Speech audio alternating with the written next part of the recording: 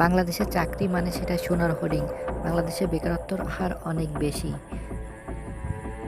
সরকারি কর কমিশনার পিএলডিতে বিভিন্ন পদে নিয়োগ পরীক্ষার প্রশ্ন ফাঁসের ঘটনায় 17 জনকে গ্রেপ্তার করে ঢাকা মিরপুর। ব্যবসায়িক আবুল সুলেমান মোহাম্মদ সোহেল, তার বাড়ি কুমিল্লা আদর্শ সদর উপজেলা বানাপাড়া গ্রামে।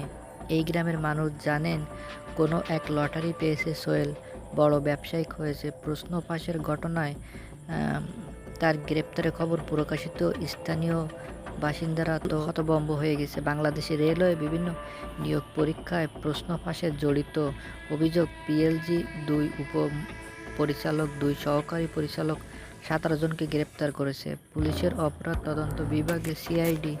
গত রোববার রাজধানীতে বিভিন্ন এলাকা অভিযান চালিয়ে এই 17 ব্যক্তিকে গ্রেপ্তার করা হয়। এর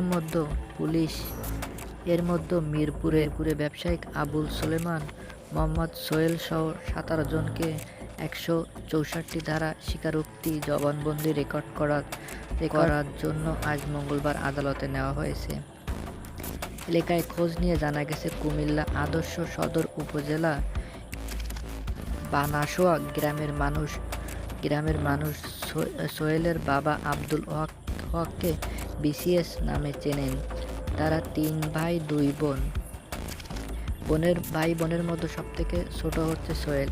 সে ঢাকা বিশ্ববিদ্যালয়ে ব্যবসায়িক শিক্ষা স্নাতক শেষ করেছেন বলে পরিবারকে জানান। ঢাকা বিশ্ববিদ্যালয়ে বিভিন্ন রকম ছবি তার ফেসবুকে প্রকাশিত করা হয়। বানাসোয়া গ্রামে একাধিক বাসিন্দা এলাকার লোকজন জানতেন, আমেরিকার কোনো এক লটারি পেয়েছে সোহেল। সেই লটারির টাকা দিয়ে তিনি বড় ব্যবসায়ী। স্থানীয় ব্যক্তিগত কাছে কোটিপতি সোহেল নামে বেশি পরিচিত। তিনি ঢাকা থেকে বাড়িতে যখন আসেন তখন একা একা চলাফেরা করতে বেশি পছন্দ করে। সে কারোর সাথে মেলামেশা করতে পছন্দ করে।